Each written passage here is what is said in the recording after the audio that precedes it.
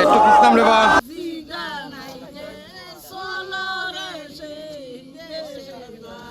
সমতলের বিস্তীর্ণ হাওরগেরা গ্রাম গয়ঘর মৌলভীবাজার সদর উপজেলার মোস্তফাপুর ইউনিয়নের এই গ্রামটি প্রকৃতির সৌন্দর্যে ভরপুর। প্রায় 400 বছরের পুরনো ঐতিহাসিক খোজার মসজিদ এখানে অবস্থিত হওয়ায় গ্রামটি সারা দেশে পরিচিত।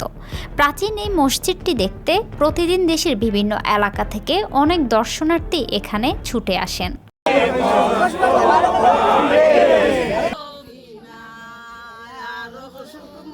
ঐতিহাসিক খোজার মসজিদের পাশেই রয়েছে বিবির মাজার।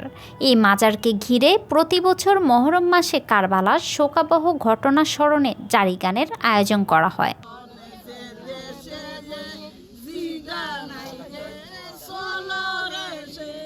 স্থানীয়দের মতে প্রায় 300 বছর ধরে মাজার কর্তৃপক্ষ ও গ্রামবাসীর উদ্যোগে এই ঐতিহ্য চলে আসছে। প্রতি বছর মহরমের 11 ও 12 তারিখ এই আয়োজন অনুষ্ঠিত হয়। প্রথম দিন পুরুষদের এবং দ্বিতীয় দিন নারীদের জন্য আলাদা জারি গানের আসর বসে। এসব গানে কারবালার প্রান্তরে ইমাম হাসান ও ইমাম হোসেনের শাহাদাত এবং সেই ঘটনার শিক্ষা ও তাৎপর্য তুলে ধরে।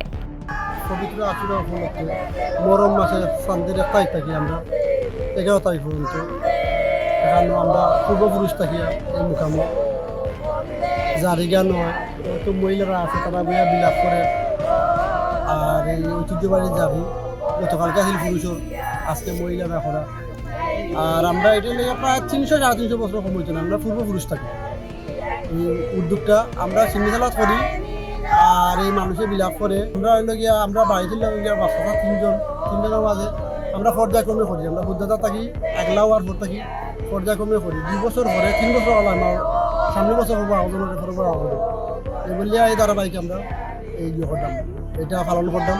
পবিত্র আশুরা উপলক্ষে এই আরবি মাসের প্রথম উপলক্ষে আসামি হিসেবে বিলাপ কারবালাতে শহীদ উপলক্ষে জারি গানের পাশাপাশি মাজার প্রাঙ্গণে বসে গ্রামীণ মেলাও। এ সময় দূর দূরান্ত থেকে হাজারো মানুষ সেখানে ভিড় করে। আয়োজকদের মতে পূর্বপুরুষদের কাছ থেকে পাওয়া এই ঐতিহ্য তারা আজও ধরে রেখেছেন।